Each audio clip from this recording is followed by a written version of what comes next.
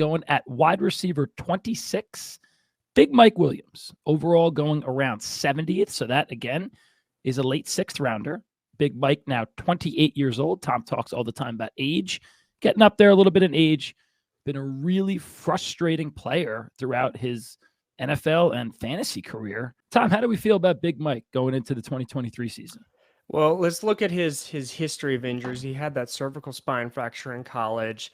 Then first year in the league had a lumbar disc herniation that he missed 5 games with. But since then, I feel like it feels like he's injured more than he actually is. So I think we have a bad taste in our mouth with Mike Williams, but maybe not appropriately, because he really hasn't missed that much time for how long he's been in the league. But I think it's the combination of last season where he was injured, returned maybe a little too quickly, got re-injured, same injury, plus the style of play he plays. Like, he's always flying through the air, landing hard on his back. It looks like he should be injured more than he is, right? But he's only missed 11 games in the NFL. Ankle sprains have a tendency to recur, especially high ankle sprains are more significant than a lateral ankle sprain, etc. But when those ligaments start to get injured, they don't always heal up quite as strong. So now you're relying more on muscular support to hold the ankle together. So potentially a slightly elevated risk there, but I'm really not overly concerned about him from a medical standpoint. I think the other frustrating thing about him is it's hit or miss. Always hit or miss, man. Always. Tremendous best ball guy. But if and this is my opinion, if you're drafting him in redraft, or if you're thinking about trading for him in dynasty, you have to have other stable pieces on your receiving core, because Mike Williams will win you games, but he could also lose you games.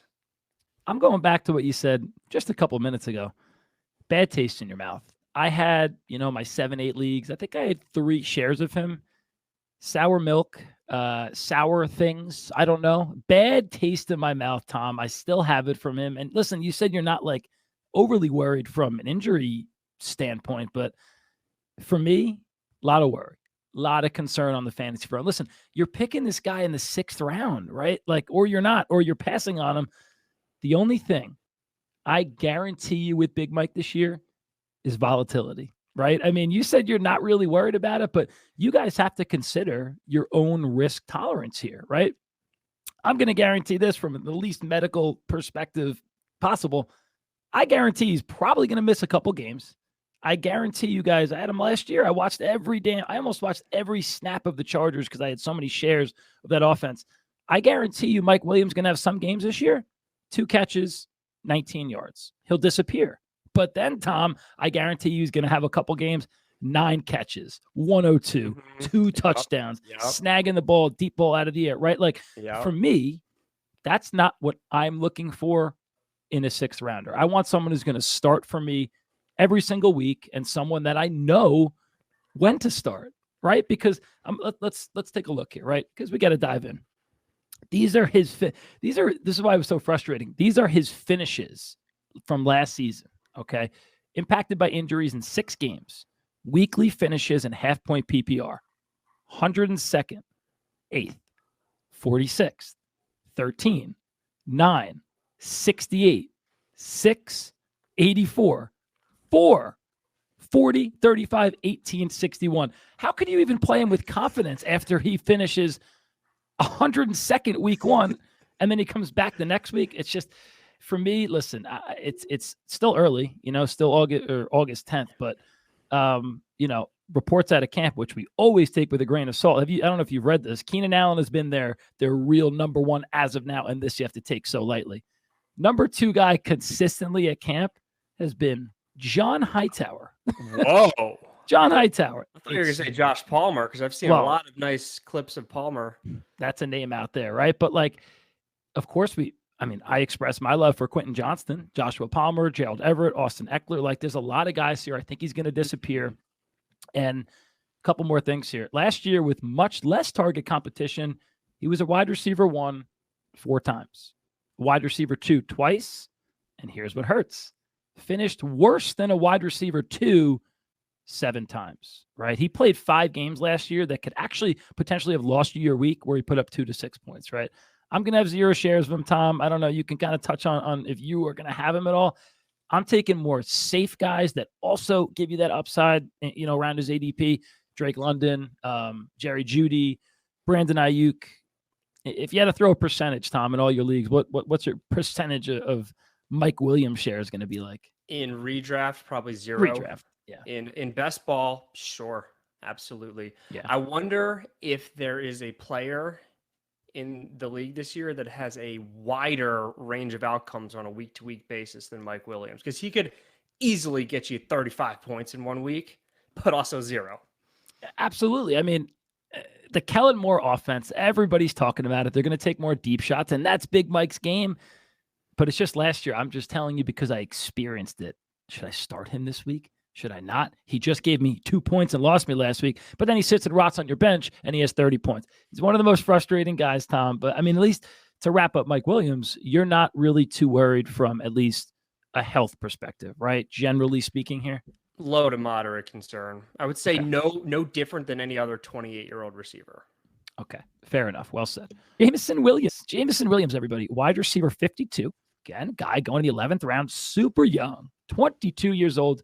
Tore his ACL in the national championship game way back January 10th, 2022. But last year he had it was a leg injury, right? Something like that, Tom. It was a leg injury. What can you tell us about Jameson? No, he didn't play last season until late last season because he was still rehabbing the ACL, which was super smart on Detroit's end to let him take as much time as he needed. Sure.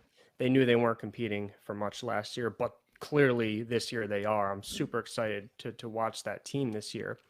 He played limited snaps last season. I believe 25% was the most snaps that he had in a single game, but he showed flashes of that elite speed that made him one of the top prospects at his position.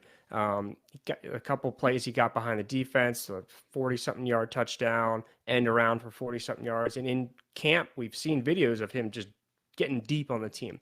Now, hands are apparently a bit of a concern with him. Dan Campbell even said something like he's never going to be an elite hands catcher, but his speed is going to compensate for it.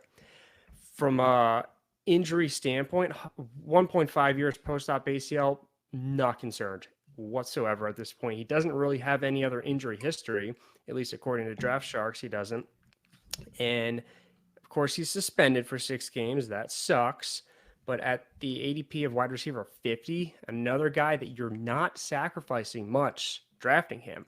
And the upside is tremendous. The floor, we don't know because he hasn't played much.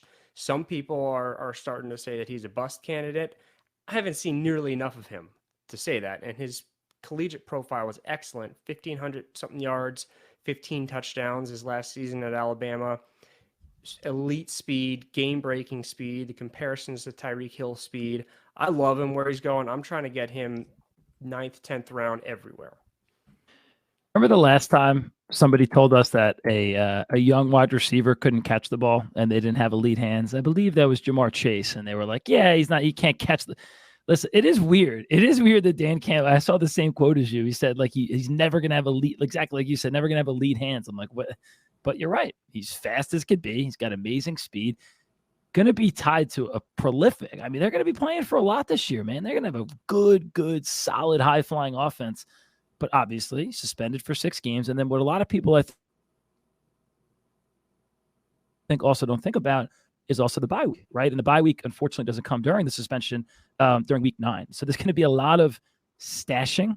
And are you going to play him the first week in week 7 when he's back? Probably not, right? So he's a guy that I think if you can be super, super patient on him and stash him. Now, I would be curious, can you put him on the IR slot? I do my leagues in ESPN. I don't think you can put him there, right? I don't think so. You shouldn't be able to. That should not be allowed. But I don't think so either. I don't know. I'm pretty sure ESPN and Sleeper you can't. Those are the 2 platforms I use.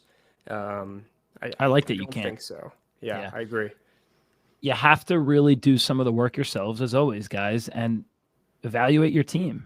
Are you comfortable? Do you have guys that you feel comfortable? Evaluate your record.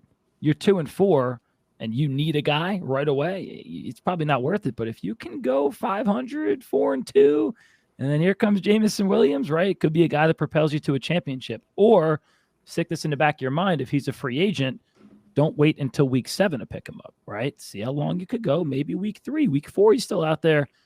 Pick him up, stash him for a couple weeks, see what he could do for you. Last guy, Tom, is Darnell